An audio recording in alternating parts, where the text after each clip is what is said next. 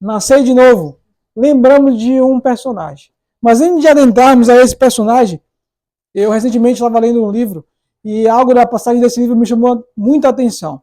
E esse livro diz o seguinte, em um parágrafo deste livro diz o seguinte: a exortação do Evangelho não é para viver a vida de Jesus, mas a boa notícia da perfeita provisão que foi feita era para que Cristo viva a sua própria vida em nós.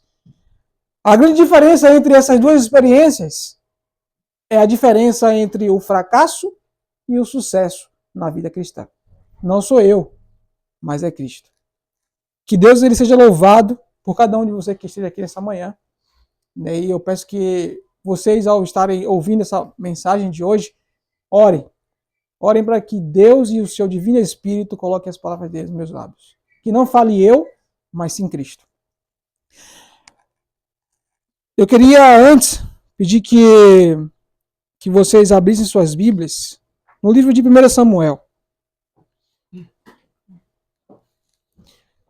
Deixem as suas Bíblias abertas no livro de 1 Samuel, no capítulo 16. E antes de lermos 1 Samuel, eu queria deixar claro, tanto para vocês que estão aqui, tanto para aqueles que nos assistem, a igreja tem inúmeros posicionamentos, né? E eu queria deixar claro aqui que nós, como membros do Ministério MEP, Ministério de Evangelismo e Preparação, não temos como objetivo estar contra a igreja. O objetivo do ministério é apoiar a igreja. É levar a mensagem que a igreja que foi levantada por Cristo, que é a igreja adventista do sétimo dia, que é a igreja verdadeira, o objetivo desse ministério é levar avante, juntamente com a igreja, a mensagem da verdade, a mensagem do advento. E todos nós, unidos em oração, avançaremos. Que esse é o objetivo de Cristo, não separar, mas se unir. Esse é o objetivo do MEP, estar junto e não separados. Então nós do Ministério MEP entendemos que o nosso papel aqui é apoiar, é avançar, é pregar o Evangelho como é em Jesus Cristo. Tem muito se ouvido sobre a palavra perfeccionismo. A igreja tem um posicionamento sobre isso. Perfeccionismo nada mais é do que você achar que você pode, em algum momento dessa vida, alcançar um padrão de perfeição por você mesmo. Mas, como foi lido ali, do trecho do livro, que a exortação do Evangelho, ela não é para você viver a vida de Jesus. Mas a provisão que foi feita é para que Cristo possa viver a própria vida dele em nós. Então entenda, o MEP, ele não tem por padrão pregar o perfeccionismo. Sabe por quê? Porque não é nós, é Cristo. Quem opera não somos nós, e sim Cristo. E vamos ver através do livro de 1 Samuel, que eu acho muito interessante como é que Deus lida com o ser humano. Eu fico admirado da forma que Deus lida conosco. E isso me chama muita atenção. E agradeço a Deus por ter me dado o privilégio, a oportunidade de levar a mensagem e estar aqui com todos vocês no ministério e levando essa mensagem também para vocês que nos acompanham nas redes sociais. 1 Samuel, no capítulo 16,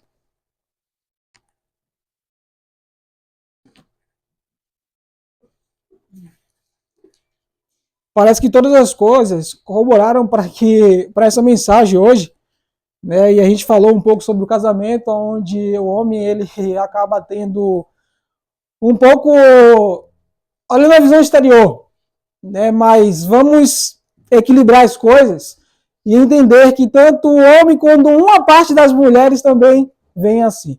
Mas isso é um defeito do ser humano, olhar o exterior. Mas o que me admira é ver Cristo lidando com o ser humano de uma forma completamente diferente como o homem lida.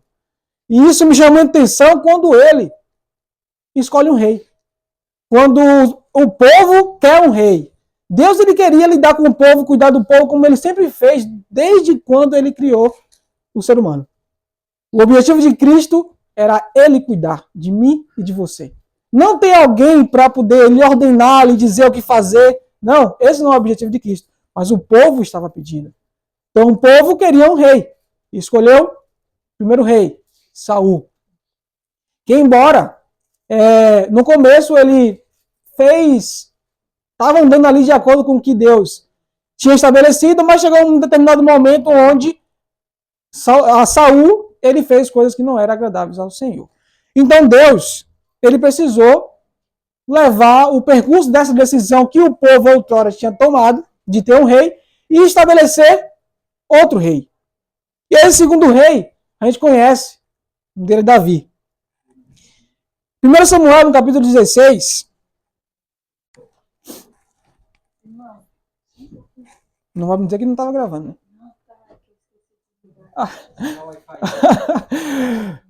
Eu ia lembrar um texto das palavras que eu falei anteriormente. Então.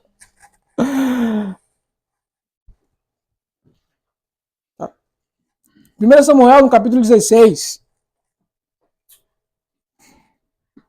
Samuel ele ficou um pouco, vamos dizer assim, triste, por conta que ele estava lamentando por conta que Deus ele já tinha rejeitado Saul como rei. Porque Saul estava fazendo coisas que não eram agradáveis ao Senhor. Então ele fala a Samuel o seguinte, no versículo 1. E o Senhor disse a Samuel, por quanto tempo lamentarás por Saul, ao veres que eu rejeitei o seu reinado sobre Israel? Enche o teu chifre de azeite e vai, eu te enviarei a Jessé, o belemita. Pois providenciei um rei para mim dentro dos seus filhos. E Samuel disse, como poderei ir? Se Saul ouvir isto, ele me matará. Nós precisamos entender como ser humano que quando Deus te der uma ordem, não questione, não pergunte como, apenas faça. Porque ele disse. Samuel aqui, ele temeu a Saul saber de que Deus estabeleceu outro rei, já tinha rejeitado ele, e escolheu outro rei no meio da família de Jessé, e ele temeu Saul tirar a vida dele, ao saber disso. Então Deus ele providenciou um meio, né, para tirar o temor do coração de Samuel, e disse, toma contigo uma novilha e diz, vim para sacrificar o Senhor. Verso 3. E chamando Jessé para o sacrifício, te mostrarei o que haverás de fazer, e tu ungirás para mim aquele que eu indicar. Lembre o nosso tema? Nascei de novo. Preste atenção que tudo irá colaborar para esse tema. Nascei de novo. Verso 4. Samuel fez aquilo que o Senhor falou e veio a Belém. E os anciãos do vilarejo tremeram com a sua chegada e disseram, vens tu pacientemente? Lembrando que toda vez que um juiz ia para outra cidade, geralmente era questão de juízo. Então, as pessoas já viam ele com a imagem de sentenciar alguma coisa ruim, né, ou advertir alguém de algum pecado. Mas dessa vez Samuel foi de um papel totalmente diferente. E ele respondeu, e ele disse, pacificamente, vim para sacrificar o Senhor. Santificai-vos e vinde comigo ao sacrifício. E ele santificou Jessé e os seus filhos e os chamou ao sacrifício. Verso 6. Sucedeu que, quando eles chegaram, ele olhou para Eliabe e disse, certamente o ungido do Senhor está diante dele. Agora pule o verso 7 e vá para o verso 8. E diz, então Jessé chamou Abinadab e fê-lo passar diante de Samuel. E ele disse, nem este escolheu o Senhor. Então Jessé fez passar Samar. E ele disse, nem este escolheu o Senhor. Assim Jessé fez com que 7 dos seus filhos passassem diante de Samuel. E Samuel disse a Jessé, o Senhor não escolheu estes. Agora volte para o verso 7. Porém o Senhor disse a Samuel, não olhe para a sua aparência, nem para a sua estatura, porque eu recusei. Pois o Senhor não vê como o homem vê, pois o homem olha para a aparência exterior, mas o Senhor olha para o coração. O que eu acho interessante como Deus lida com o ser humano é a mesma forma como deveria ser em um casamento. Não olhar a aparência exterior, e sim um caráter. A aparência exterior ela muda. A irmã Tereza acabou de dizer que Hoje o marido dela não é como ela o conheceu. E isso vai ser fato, porque conforme a gente está no mundo de pecado, a nossa natureza, ela tende a ser degradada com o tempo. Quem tinha outrora 20 anos, ao ter 40, ele não vai ter a mesma fisionomia. Isso é fato. Mas hoje, muitas vezes, os jovens, vamos se colocar assim, muitos dos adultos, eles não se colocam a entender que aquilo um dia vai mudar. Que o que vai prevalecer é o caráter, assim como nessa terra não iremos levar nada, e a única coisa que iremos levar dessa terra é o nosso caráter. É o que você estabeleceu como princípio, seguindo a vontade de Deus. E aqui Samuel, nesse contexto, ele olhou para o primeiro filho de Jessé e falou, certamente é esse que o Senhor escolheu. E Deus o rejeitou. E eu acho interessante a forma que Deus lida com o ser humano, é que ele não olha para fora. Porque fora, ela será a consequência daquilo que está refletindo dentro. Mas ontem, ao conversarmos com os amigos em casa, a gente estava vendo que a aparência exterior, ela consegue ser controlada pelo homem. Porque nem sempre ele vai refletir. Ele consegue controlar aquilo que ele sente dentro para que ele não seja exposto pelo lado de fora. Como, por exemplo, eu sinto raiva de alguém. Ele fez alguma coisa que me deixou muito irado. Mas eu estou diante de muitas pessoas.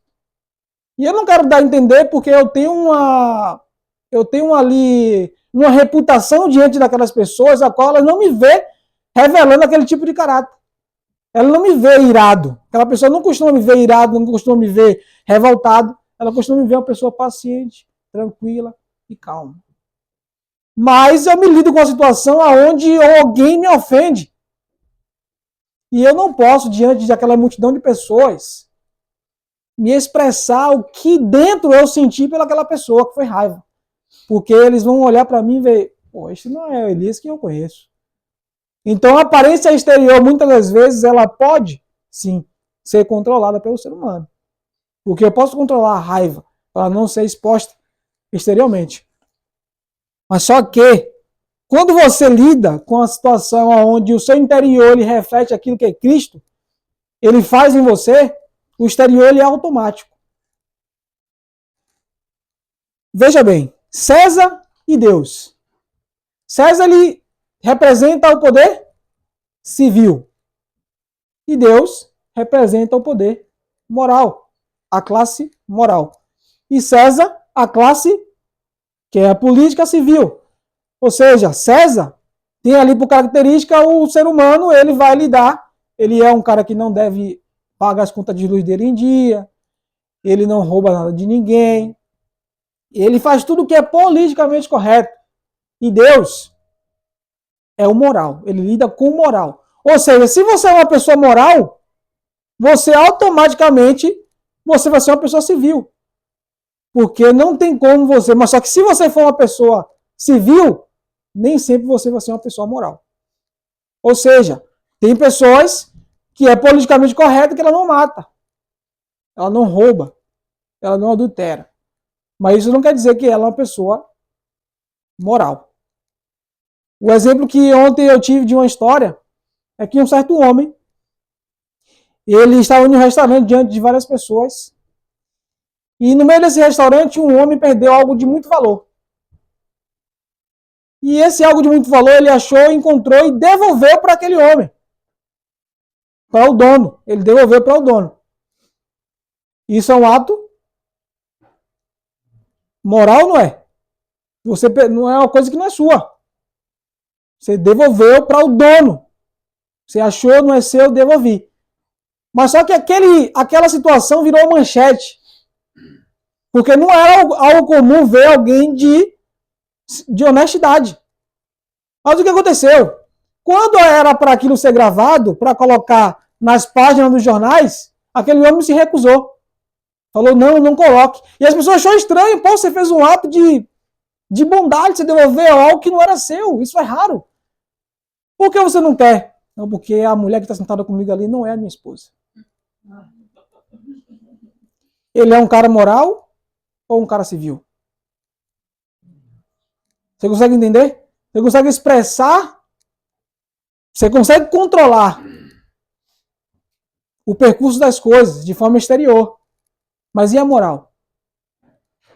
Abra sua Bíblia no livro de João, no capítulo 3. Estamos lidando com uma situação de extrema importância. Um novo nascimento, que é o tema da nossa pregação de hoje. Nascer de novo. É algo que nós precisamos com urgência compreender essa necessidade. Nascer de novo. No capítulo 3 de João, a história muito conhecida, extremamente conhecida, um certo homem chamado Nicodemos, 3 no capítulo 1, no versículo 1. Havia entre os fariseus um homem chamado Nicodemos, um governante dos judeus. Este veio de noite a Jesus e lhe disse: Rabi, nós sabemos que és mestre vindo de Deus, porque nenhum homem pode fazer estes milagres que tu fazes, se Deus não estiver com ele. Aqueles que não sei quantos estavam aqui na pregação passada, eu acho que eu preguei sobre o jovem rico, se eu não estou enganado. Jovem rico. E o interessante é que entenda como Deus, isso que me admira bastante, é como Deus lida com as situações. Se você está em algum erro, Deus ele não vai trazer um enredo para poder fazer você entender o que precisa mudar. Não, Deus ele vai direto na ferida. Ele vai direto no seu problema. Ele não quer fazer você perder mais tempo para sair daquele problema. Ele quer que você compreenda o problema. E com o jovem rico não foi diferente. O jovem rico falou: o que eu hei de fazer para herdar a vida eterna? E simplesmente Cristo falou o que para ele? Vende tudo que tens. Primeiramente ele fala: guarda os mandamentos. Ele pergunta: quais mandamentos? E aí quando ele vai responder os mandamentos ali: não matarás, não adulterarás, não furtarás. Tudo referente ao próximo. Então o problema do jovem rico não era as primeiras características dos 4 pontos principais da parte do mandamento, que é amar o Deus acima de todas as coisas. Deus ele tocou na ferida, era o próximo, o defeito do jovem rico. E Deus foi direto no ponto. Jesus não ficou arrodeando para dizer ao jovem rico que ele precisava e tal. O seu defeito está em você ajudar aquele que necessita, aquele que está do seu lado precisando, é o próximo. E com Nicodemos não foi diferente. Jesus ele perguntou para Nicodemos perguntou para Jesus, disse para Jesus que ele era mestre da parte de Deus, que ninguém podia fazer as coisas que ele fazia se não fosse de Deus. Aí quando Cristo ele vai responder a Nicodemos, ele fala algo bastante interessante. Respondeu Jesus no verso 3, dizendo: na verdade te digo, se um homem não nascer de novo, ele não pode ver o reino de Deus. Veja o primeiro verso.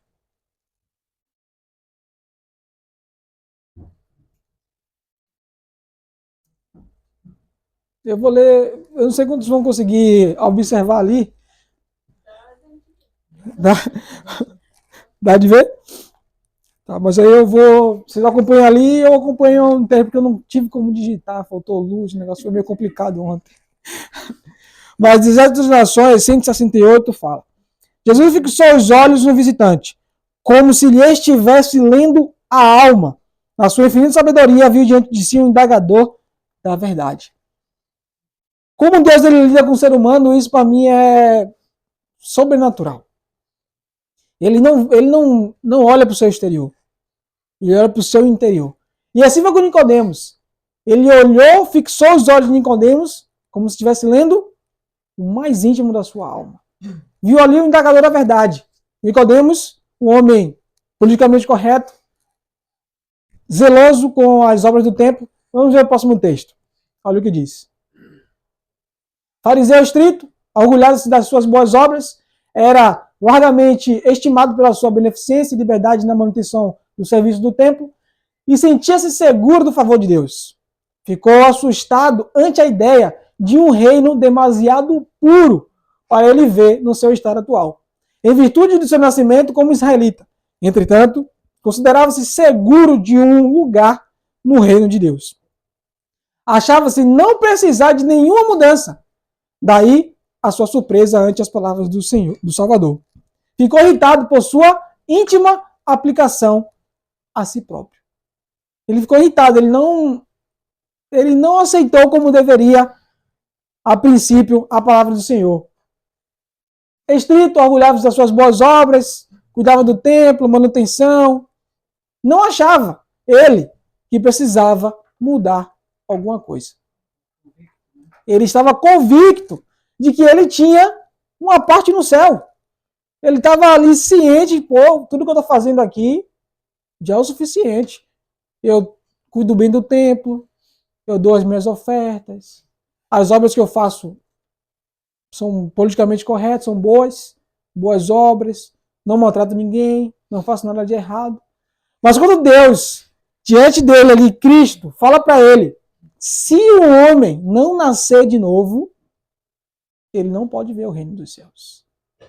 Ah, mas agora Nicodemos fica assustado diante de um reino demasiado puro para ele ver no estado que ele estava. Como assim? Eu estou fazendo tudo como eu sei que é para fazer. Estou cuidando do tempo, estou fazendo as coisas corretas. Como assim eu não vou conseguir ver o reino do céu? Como eu tenho que nascer de novo? Aí o Senhor fala para ele. Nicodemo disse a ele, verso 4, como pode um homem nascer sendo velho? Pode entrar pela segunda vez no ventre da sua mãe e nascer? E Jesus respondeu. Olha o próximo texto.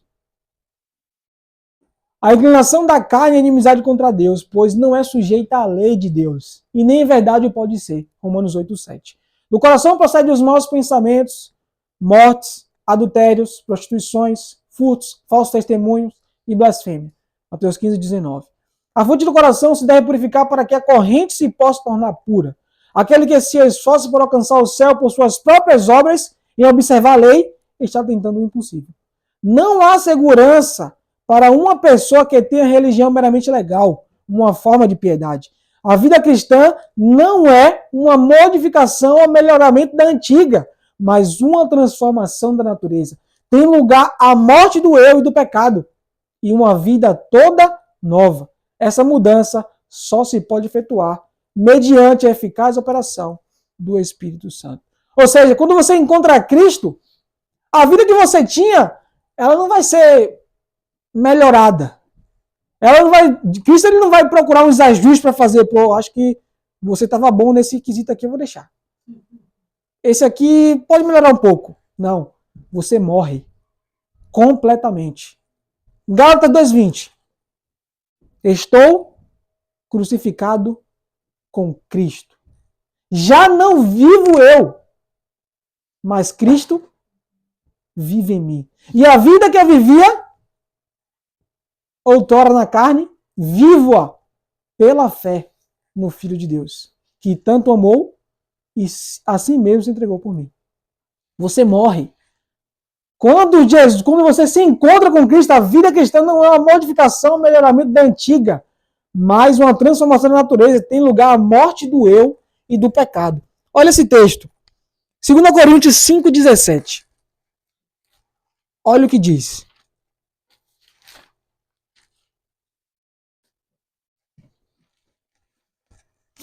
Segunda Coríntios. Posso só Pode. dar um comentário? Pode.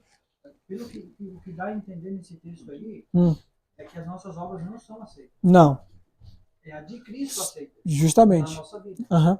Então, e é bem interessante que ele fala, né, que não é uma modificação ou melhoria. Ou seja, eu vou melhorar as minhas obras. Isso. Não é assim. É a obra de Cristo na nossa vida. Perfeito. É o que dá a entender o texto. Uhum. Justamente. Porque as nossas obras, Isaías capítulo 64, no verso 6, ela fala que a nossa justiça é imunda. Ela é como um trapo de imundícia, ela para nada serve. Jesus ele não vai melhorar os quesitos da nossa vida passada. Ele não vai melhorar porque você um dia ajudou alguém, porque um dia você fez uma boa ação. Ele não vai melhorar isso em você. Você precisa morrer. Ele quer que você permita que ele mate o seu eu e ele viva para realizar as obras em você. É isso que ele quer. É isso que ele espera de mim e de você. Olha 2 Coríntios, no capítulo 5, no verso 17. Portanto, se algum homem está em Cristo, ele é uma nova criatura. As coisas velhas, elas são passadas. E eis que todas as coisas se fizeram novas. Ou seja, não é uma coisa velha para melhorar. Eis que as coisas velhas passam. E tudo se fez novo. Mas essa pessoa precisa estar em quem? Olha o que diz o texto. Se algum homem está em Cristo, ele é uma nova criatura. Olha o segundo verso. Está em Romanos 6. Romanos no capítulo 6. Que isso me chamou muita atenção. Isso é maravilhoso. Romanos no capítulo 6. Deixa todos acharem. Verso 1. Diz o seguinte. O que diríamos então? Permaneceremos em pecado para que a graça possa abundar? De forma alguma. Como nós, que estávamos mortos para o pecado, vivemos ainda nele? Não sabeis que todos que fomos batizados em Jesus Cristo, fomos batizados na sua morte? Verso 4. Portanto, fomos sepultados com ele para a morte pelo batismo, para que, assim como Cristo foi ressuscitado dentre os mortos pela glória do Pai, assim também nós andemos em quê? Novidade de vida. Quando nós nos encontramos com Cristo, a nossa vida passada ela é morta. Quando nós temos um encontro diário com Cristo, quando nós permitimos que Cristo viva a vida dele em nós, olha o primeiro verso que eu li antes de começar. A exortação do Evangelho não é para você viver a vida de Jesus. Mas a grande provisão que foi feita é para que o próprio Jesus possa viver a vida dele em nós. É isso que ele espera. Ele espera que você abra a porta do seu coração, que ele fale, eis que estou à porta e bato. Vinde a mim. Aquele que permanece em mim, sem mim, nós não dependemos nada de nós não podemos fazer absolutamente nada. Quando nós compreendemos que a nossa justiça ela é imunda, que as nossas obras não têm validade, que os nossos esforços não valerão de nada, quando nós compreendemos isso, permitiremos plenamente que Cristo opere as suas obras em nós. Precisamos fazer com que Cristo reine supremo em nossas vidas. No livro antes de darmos continuidade em Romanos 6, o livro de Tiago, se eu não estou enganado, eu acho que é Tiago, fala que toda boa dádiva e todo dom perfeito vem do alto e não de nós, provém do Pai. Tudo que você faz de bom, tudo que fizemos de bom, não é nós. Precisamos entender isso. Toda boa obra, tudo que você... Se você bota uma vestimenta boa para andar com modéstia, não foi você que escolheu. Porque a nossa natureza, no coração provém tudo que é mal. Todo o nosso desejo, todas as nossas escolhas irão contribuir para o nosso desejo do nosso coração mal. As nossas próprias escolhas irão contribuir para fazer aquilo que é do nosso prazer e vontade. Se você bota uma roupa para andar em modéstia, não foi você. O Espírito Santo colocou no seu coração o desejo de você andar com modéstia. Se você abandona um alimento e você sabe que aquele alimento ele é prejudicial à sua saúde, não foi você. Porque você não faz nada de bom. Nós não fizemos nada de bom. Do nosso coração provém todos os maus desígnios. Tudo que for realizado de bom nas nossas vidas, não é nós. É Cristo. Onde você encontra o perfeccionismo nisso? Nós não fazemos absolutamente nada. As nossas obras é como um trapo de imundícia. Não iremos ser perfeitos por nós. Não iremos alcançar a perfeição de caráter por nós. Não iremos reformar a saúde por nós. Nós não fazemos absolutamente nada. Cristo opera em nós, tanto querer como realizar segundo a sua boa vontade. É Cristo. Precisamos compreender isso. Cristo, o mistério que esteve oculto durante todos os séculos e foi revelado. Cristo em vós é a esperança da glória. Somente Ele e mais ninguém. Se você ficar tentando, você vai tentar o impossível, assim como Nicodemos. Tentar guardar a lei para os seus próprios esforços? Ah, eu sou guardador do sábado. Você compreende que até o povo que ele é titulado como povo do advento, ele pode cair também nesse erro? De estar achando, eu sou guardador do sábado. É você que guarda o sábado ou é Cristo que ele guarda em você? Cristo opera as boas obras. E você não opera nada. Você é apenas um instrumento para Cristo usar. Eis que vós sois as minhas testemunhas, diz o Senhor. Não é você que faz. Não é você que opera. Tudo de bom provém de Cristo. Voltemos a Romanos 6.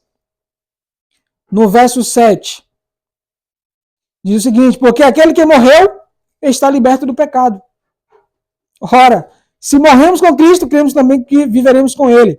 Ora, repetimos o verso 7. Porque aquele que morreu, o Evangelho de Cristo é algo surreal. Para você ter vida e para você ter liberdade, você precisa morrer. Você não precisa estar vivo. Para você ter liberdade, para você ser liberto do pecado, você precisa morrer. Sem essa morte, você é escravo. Você precisa morrer para ser liberto. Olha o verso 7. Porque aquele que morreu está liberto do pecado. Verso 9. Sabendo que, tendo sido Cristo ressuscitado dentre os mortos, já não morre. A morte não tem mais domínio sobre ele. Pois, quanto a morrer, ele morreu só uma só vez para o pecado. Mas quanto a viver, ele vive para quem? Vou repetir o verso. Verso 9. Preste atenção. Atentos. Ó, sabendo que, tendo sido Cristo ressuscitado dentre os mortos, já não morre. A morte não tem mais domínio sobre ele. Verso 10. Pois, quanto ao morrer, ele morreu uma só vez para o pecado. Mas quanto ao viver, vive para Deus. Assim também vós considerais mortos de fato para o pecado. Mas vivos para quem? Para Deus, em Jesus Cristo nosso Senhor. Não reine, portanto, o pecado em vosso corpo mortal, para lhe obedeceres os seus desejos. Verso 13. Nem tampouco apresenteis vossos membros como instrumento de injustiça ao pecado, mas apresentai-vos a Deus como os que são vivos dentre quem? Dentre os mortos. E vossos membros como instrumento de justiça a Deus. Verso 14. Porque o pecado não terá domínio sobre vós, pois não está debaixo da lei, e sim da graça. Meus queridos, precisamos morrer para ter vida. O Evangelho de Cristo é completamente diferente do mundo. O mundo você acha que você tem que estar vivo.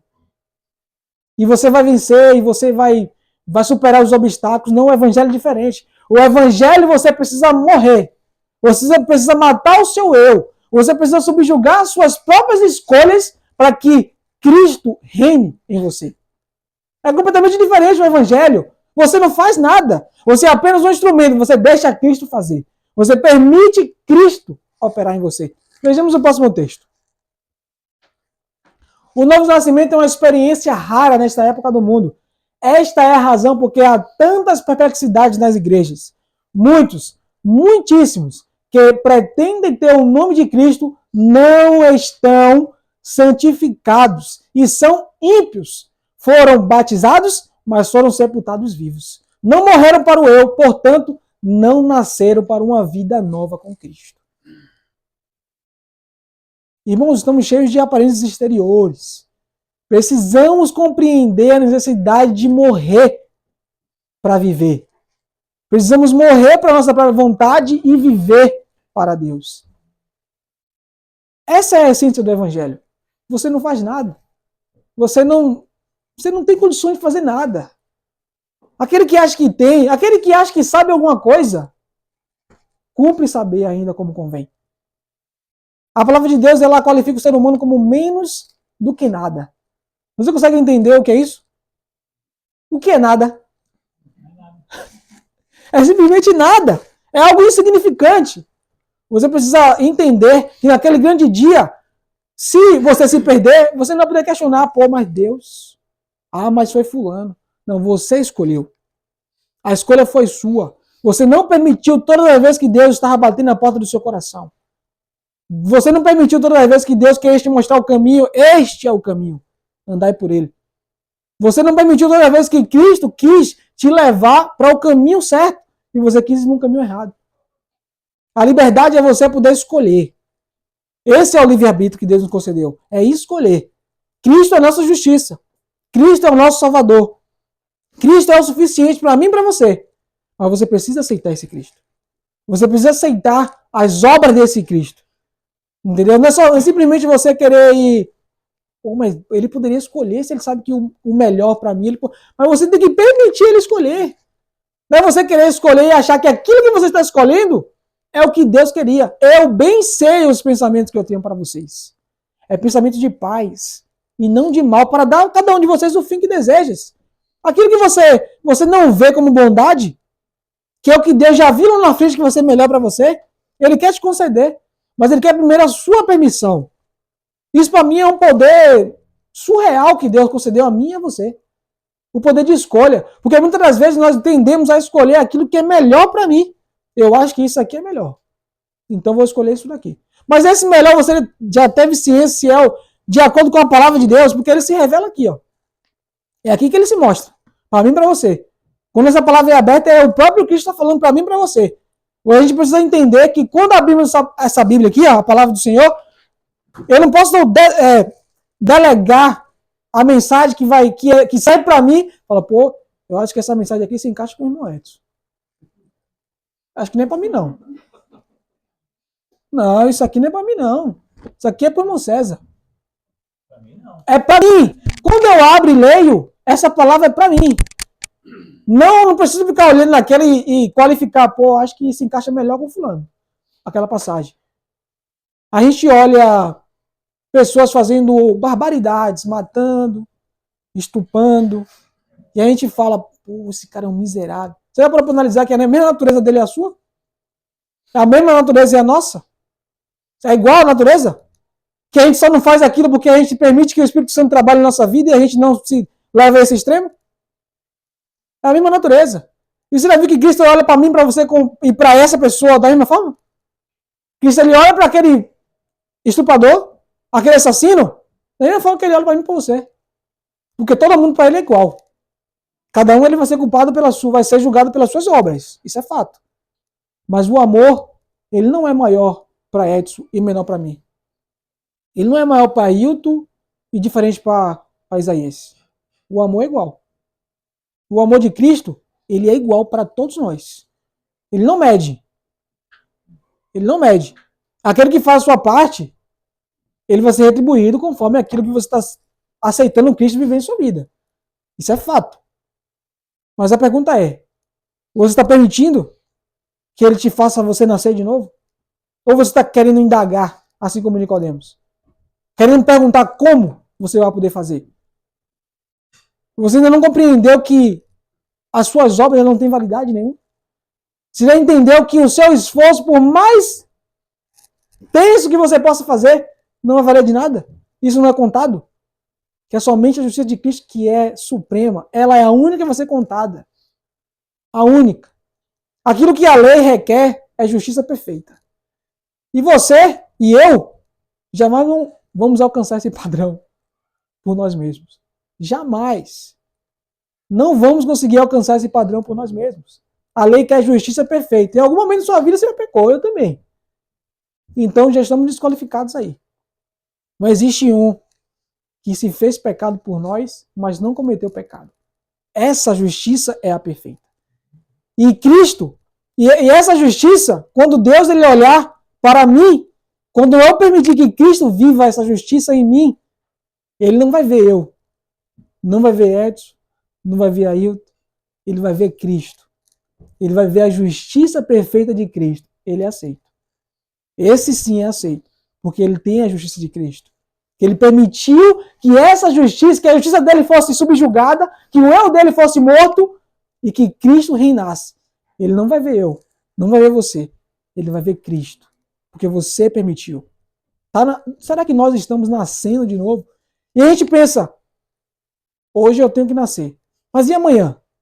Será que você não precisa nascer de novo? Todo dia precisamos nascer de novo. O inimigo ele não vai tentar você só uma vez.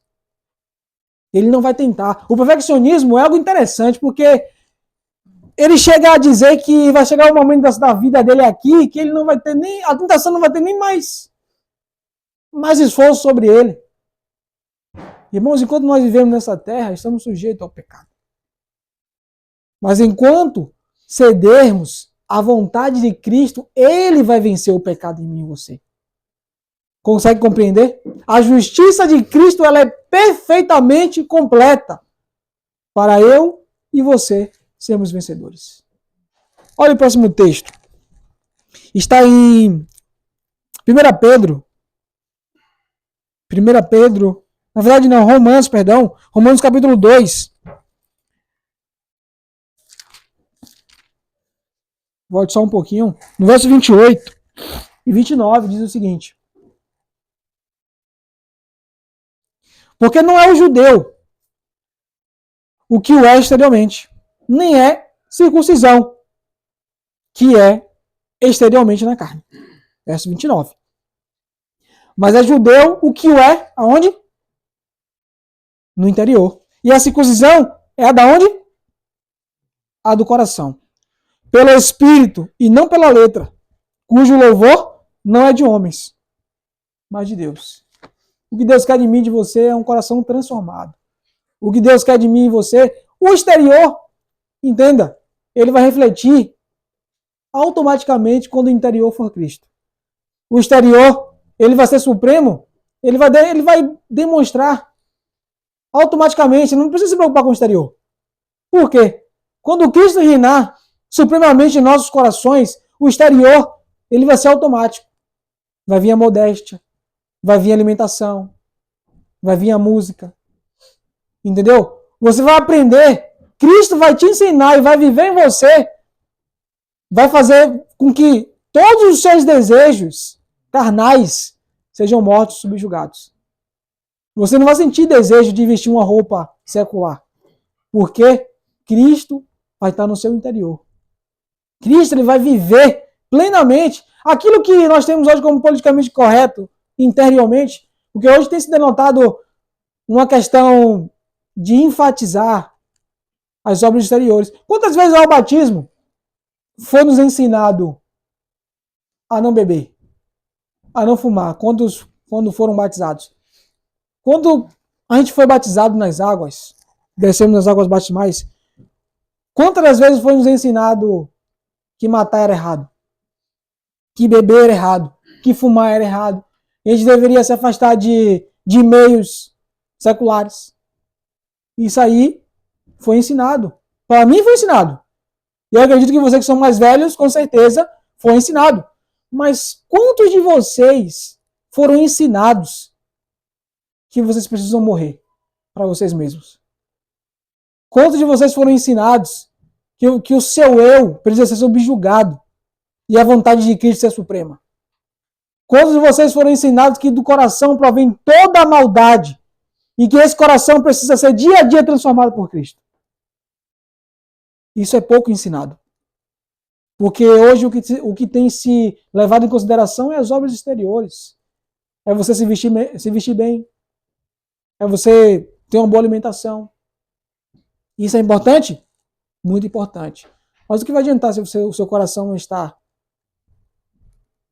Cristo não está vivendo supremamente no seu coração? Se os desejos carnais do seu coração, eles não estão refletindo a vontade de Cristo.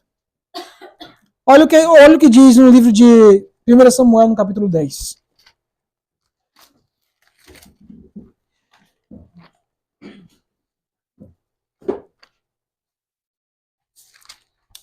No capítulo 10 de 1 Samuel, aqui foi quando Saul ele foi escolhido. Saul foi escolhido rei. E no verso 1 do capítulo 10 diz o seguinte: Então, Samuel pegou um frasco de azeite e o derramou sobre a sua cabeça. E o beijou. E disse: Porventura, o Senhor não te ungiu para ser capitão sobre a sua herança? Isso aqui foi uma pergunta. Samuel fez. Agora olha o verso 6. O que diz? E o Espírito do Senhor virá sobre ti, e tu profetizarás com ele, e será transformado em quem?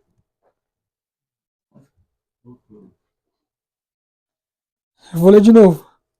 E o Espírito do Senhor virá sobre ti, e tu profetizarás com eles, e será transformado em outro homem. E será que, quando estes sinais chegarem a ti, farás segundo o que pedi a ocasião, pois Deus está contigo. Toda vez que Deus ele escolheu a mim, escolheu a você. Isso é um privilégio. Mas todas as vezes que Deus ele reina, não sou eu. Quem foi que Saul foi transformado? Outro homem. Outro homem faria as obras. E é assim comigo e com você. Quando nascemos de novo, todas as vezes, não é eu e nem você. É o outro homem. E esse homem é quem? Cristo. É Cristo que faz as obras. É Cristo que realiza as obras. É o outro homem. Não eu. O homem, Elias, ele morre. Ele não existe mais. Porque as coisas passadas, elas não existem. As coisas velhas são passadas. Eis que tudo... Irmãos, isso é algo diário. Isso não é algo de um dia só. É todos os dias. Não. Não é o suficiente. Poderia. O pastor falou algo interessante. Ele falou assim, se o batismo ele fosse suficiente, eu abriria um lava-jato. Todo mundo passaria aqui e eu jogava água. Mas não é o suficiente, você precisa morrer todo dia. A sua vontade precisa ser esquecida. Eu não sei o que muitos, quais são as suas dificuldades, o que você passa no seu dia a dia, quais são as suas limitações. Mas de uma coisa eu sei, Cristo ele quer estar do seu lado em todos os momentos. Mas ele precisa que você se expresse para ele, abra a porta do seu coração para ele, porque ele está batendo. Olha esse próximo verso. Ninguém pode entrar na cidade de Deus se não tiver um conhecimento da genuína conversão. Na verdadeira conversão, a alma nasce de novo. Um novo espírito toma posse do tempo da alma. Começa uma nova vida, Cristo revelado no caráter. Uma genuína transformação. É o que eu e você necessitamos. Cristo precisa ser revelado no nosso caráter. Mas isso depende de mim. Isso depende de você. Ele não quer fazer nada forçado por mim e por você. Ele não quer porque o amor consiste na liberdade. Eu poderia colocar essa frase com o nome de um amigo, porque é a frase que ele mais usa. Isaías. O amor consiste na liberdade. Deus ele quer que você seja livre para escolher. Mas ele quer que você tenha ciência da responsabilidade que você carrega diante das suas escolhas. Ele não é responsável pelas suas escolhas. Você próprio é responsável pelas suas escolhas. O nosso último slide, eu não sei, ele vai passar ali, mas eu vou ler aqui. Pode passar. O próximo. É esse aí. Tá aqui, eu tirei a foto, irmão, mas mais uma vez eu peço desculpa porque é um negócio complicado fazer. Eu vou cuidar um pouco mais para poder fazer o slide. Mas diz assim, ó, ela é uma sequência de uma tabela que foi feita de 2 nascimentos, tá? E eu vou ler para vocês, se quiserem, pode acompanhar ali na tela. O primeiro nascimento é de pais pecaminosos e a sua imagem. O segundo nascimento é de Deus e a sua imagem. O primeiro nascimento é de corrupção. O segundo nascimento é de semente incorruptível. O primeiro nascimento é em pecado. O segundo nascimento é em santidade e justiça. O primeiro nascimento, os homens são poluídos e sujos. O segundo nascimento, eles se tornam santos em Cristo. O primeiro nascimento é de carne e carnal. O segundo nascimento é do espírito e espiritual. O primeiro nascimento, os homens são tolos e insensatos. O segundo nascimento, eles se tornam conhecedores e sábios para a salvação. O primeiro nascimento, eles são escravos do pecado e nascidos na casa da servidão. O segundo nascimento, eles se tornam livres em Cristo. O primeiro nascimento, eles são transgressores e vão na maldição do pecado até serem parados pela graça. O segundo nascimento, eles não mais se rebelam, mas vivem em santidade. O primeiro nascimento, os homens são filhos da ira e estão no desagrado divino. O segundo nascimento, eles são objetos do amor de Deus. A degeneração é o fruto e o efeito do segundo nascimento em Cristo Jesus. Só há uma maneira que isso pode ocorrer, e isso é o novo nascimento. Regenerados pelo Espírito, pelos méritos e justiça de Cristo. São dois nascimentos. E nós precisamos todo dia participarmos do segundo nascimento. Em Cristo Jesus. Eu agradeço pela oportunidade mais uma vez. E eu peço que nós não saiamos daqui sem clamar ao Senhor para nascermos de novo. Precisamos nascer todos os dias. Todos os dias. Eu não sei qual é a sua fraqueza, eu não sei qual é a sua dificuldade, mas eu sei que Cristo, Ele é tudo em todos. Ele quer e Ele está do seu lado em todos os momentos. Mas Ele quer poder partilhar mais, ter uma relação mais íntima comigo e com você. Mas Ele espera isso de mim e de você. Esse aqui não é um culto emocional, mas é racional. É necessário nascer de novo. Se não nascermos de novo, não podemos ver o reino dos céus. Precisamos. Cristo, eu tenho essa dificuldade, eu quero nascer de novo, eu quero, necessito. É o esforço humano com o poder divino. O seu esforço é aceitar. O seu esforço é poder se entregar à vontade de Cristo. Que essa seja uma realidade na minha e na sua vida hoje e para sempre.